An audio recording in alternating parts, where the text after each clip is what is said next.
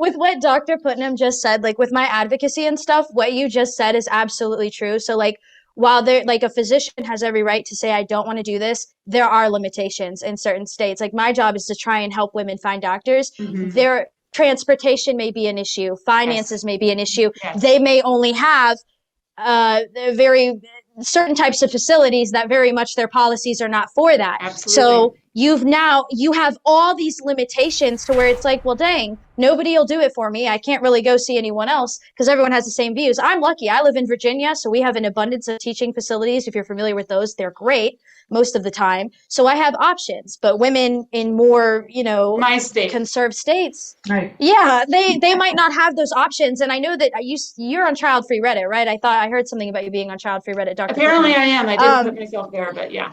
Yeah. So people usually add progressive gynecologist, and people have been using Child Free Reddit for years. But even with Child Free Reddit, doctors come and go all the time. So it's like part of my job is to really work with women. I've helped women get all kinds of procedures, and it's hard though to teach them because some doctors like go out of their way to just shame patients instead of having this open dialogue. And medical counseling is part of informed consent. And I feel like how you do that it matters to the patient. And I'm happy that there are doctors like you. I really am, because women need it. I think you brought up a good point too. You said, look, and this is what I really hear from my patients who are choosing this. They're like, for either health reasons, some women have major health issues. Pregnancy would just kill them, right?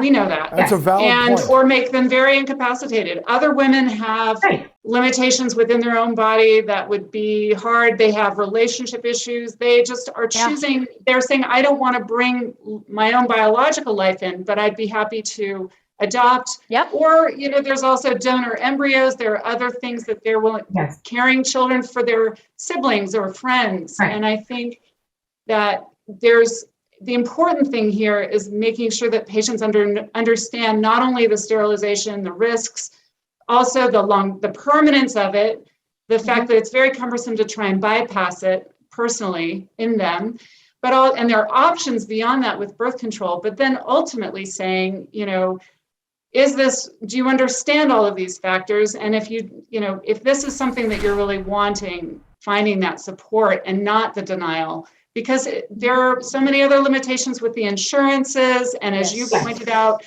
different facilities won't do it, the time frame within it.